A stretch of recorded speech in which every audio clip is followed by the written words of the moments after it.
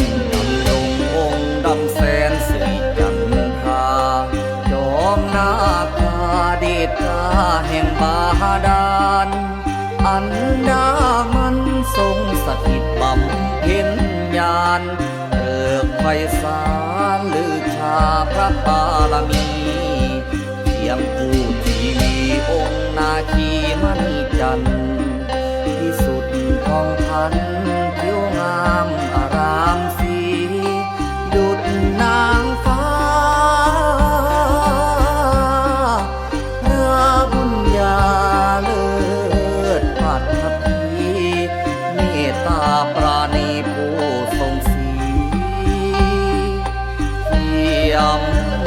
บัลลังก์